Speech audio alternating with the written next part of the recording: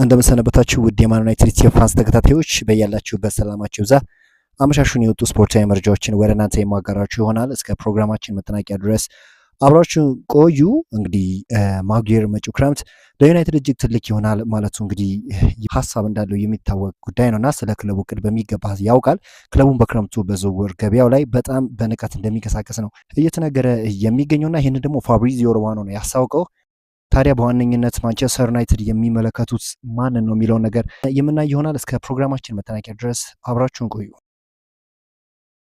ማንቸስተር ዩናይትድ እንግዲህ በክረምቱ የዝውውር መስኮት በዋነኝነት በእጩነት የያዛቸው ተጫዋቾች ሳንድሮ ቶናሊ፣ ማቴዎስ ፈርናንዴዝ እንዲሁም ደግሞ አዳም ዋሽተን እና ኢሊዮት አንደርሰን ተካተውበታልና አጠቃላይ ያላቸውን ንጻሬ የምንመለከት ይሆናል።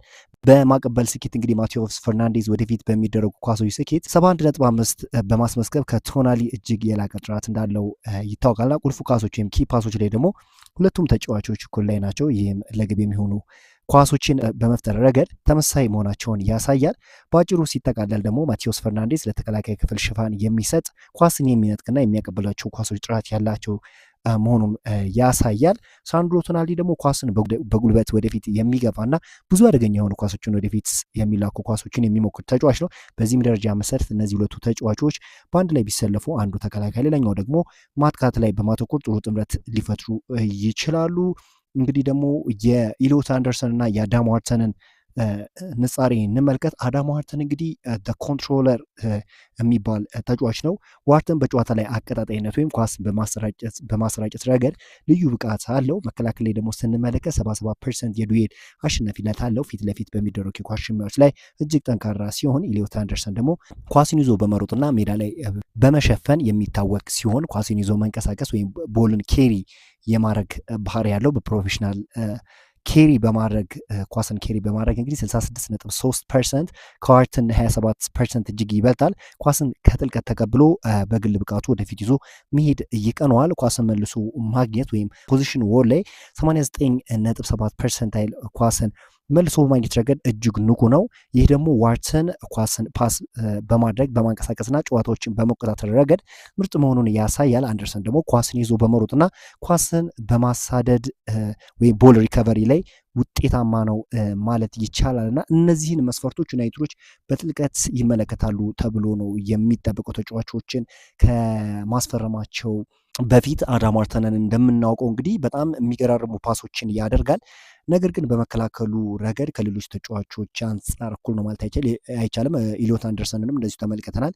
እንደ አዳም ዋርተን አይነት ኳሊቲዎችን ከኢሊዮት አንደርሰን ላናገኝ እንችላለን። ነገር ግን በመከላከሉ ረገድ ማንቸስተር ዩናይትድ ያለበትን ክፍተት ይፈታል ተብሎ ነው የሚጠበቀው። ዩናይትዶች እንግዲህ በክረምቱ የዝውውር መስኮት ጥሩ ስም አላቸው ተብሎ የሚጠበቁ ልክ እንደ ሳንድሮ ቶናሊ አይነት ተጫዋቾችን ያስፈርማሉ ተብሎ ይጠበቃል። እንግዲህ ኒውካስል ዩናይትድን በተመለከተ እንግዲህ ኒውካስል ዩናይትድ የአውሮፓ ውድድር ማለፍ ካልቻለ ቶናሊ በክረምቱ ከኒውካስትል ጋር እንደሚለይ ይጠበቃል። ቶናሊ እና የሱ ወኪሎች ከክለቡ ጋር የክብር ስምምነት ወይም ጀንትልማን አግሪመንት እንዳላቸው ያምናሉ። ኒውካስትል ለሚቀጥለው የውድድር ዓመት ለአውሮፓ ውድድር ላይ ያልፉ ይችላሉ። አሁን ላይም በሊጉ 12ኛ ደረጃ ላይ ይገኛሉ። ክለቡ ለተጫዋቹ የሚቀርቡ ጥያቄዎች እንደሚመለከት ተረድተዋል። እስከ ቅርብ ጊዜ ድረስ ቶናሊ በብዙዎች ዘንድ የማይናቅ አድርጎ ይታይ ነበር። ዘገባው ስለ ኒውካስትል ብቻ በሚዘገብ የሚታወቀው የሊያም ኬኔዲ እንደሆነ ይታወቃል። ዩናይትዶች አሌሃንድሮ ባልዴን በተመለከተ ለተጫዋቹ የዝውውር ሁኔታ ባርሴሎናን አነጋግሯል ተብሏል። ነገር ግን ተጫዋቹ ባርሴሎናን የመልቀቅ ፍላጎት የለውም። ክለቡም የሚሸጠው ከፍተኛ የሆነ የዝውውር ሂሳብ ከቀረበለት ብቻ ነው ተብሏል።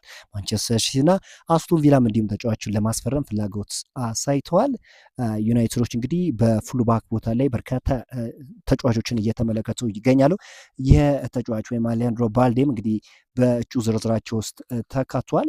በፉልባክ ቦታ ላይ አሁንም ችግር እንዳለ እናውቃለን እና የተረጋጋ የሚባል ቦታ አይደለም። እነ ዲያጎ ዳሉ ኮንሲስተንሲ የሚጎላቸው ተጫዋች እንደሆኑ ይታወቃል እና በማጥቃቱ ረገድም ሆነ በመከላከሉ ረገድ ለዩናይትድ እንግዲህ በቂ የሆነ እገዛን ሲሰጡ አልተመለከትንም። እንዲሁም እኮ ዩናይትድን ከተመለከትን በፉልባኮች እኮ ጎል ሲያስቆጥር እኮ አንመለከትም እንደ ሌሎች ክለቦች እና ፉልባኮች ሌሎች ክለቦች ላይ እንግዲህ ከኋላ የተነሱ ጎሎችን ሲያስቆጥሩ መመልከት ችለናል። እንግዲህ በፉልባክ ቦታ ላይ የተሰለፈ ነው እንግዲህ ኒኮ ኦራይሊ እንኳን ለማንቸስተር ሲቲ እንግዲህ በወሳኝ ጨዋታ ላይ ጎል ማስቆጠር የቻለውና እንደዚህ አይነት ነገሮች ደግሞ በማንቸስተር ዩናይትድ ቤት መመልከት አንችልም።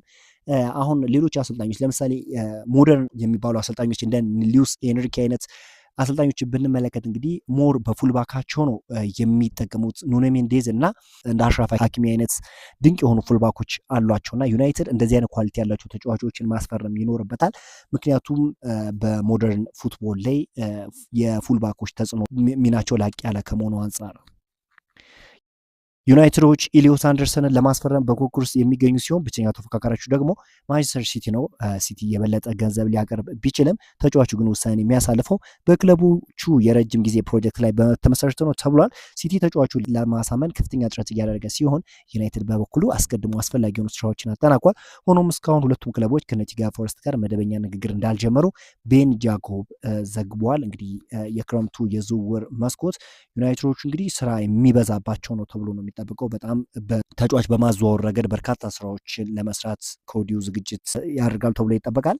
ስካይ ስፖርት እንግዲህ አንድ አስገራሚ መረጃን አውጥቷል። እንግዲህ ማይልስ ሉዊስ ስኬሊ በክረምቱ የዝውውር መስኮት ማንቸስተር ዩናይትድ በግራ መስመር ተከላካይ ቦታ ለማስፈረም ከያዛቸው ተጫዋቾች መካከል አንዱ ነው ሲል ነው እንግዲህ ስካይ ስፖርትስ አዲስ መረጃ ያወጣው። ይህ ተጫዋች እንግዲህ በአርሰናል ቤት በቂ የመሰለፊያ ዕድል አልተሰጠውም እና ዩናይትዶችም እንግዲህ ተጫዋቹን ይመለከቱታል ተብሎ ይጠበቃል። ይሄ መረጃ ግን ይህን ያህል ታማኝነቱ እምብዛም ነው እና ዝም ብላችሁ የያዙት በሚለው ነው እንጂ ይህ ዝውውር እውን የመሆን እድሉ በጣም ዝቅተኛ መሆኑን ላሳውቃችሁ እወዳለሁ። አመሻሹን እንግዲህ ዩናይትድን የተመለከቱ ስፖርታዊ መረጃዎች እኚህን ይመስላሉ። በነገው ዕለት ደግሞ አዳዲስ መረጃዎችን ይዘን የምንመጣ ይሆናል። አብራችሁን ስለቆያችሁ ከልብ እናመሰግናለን።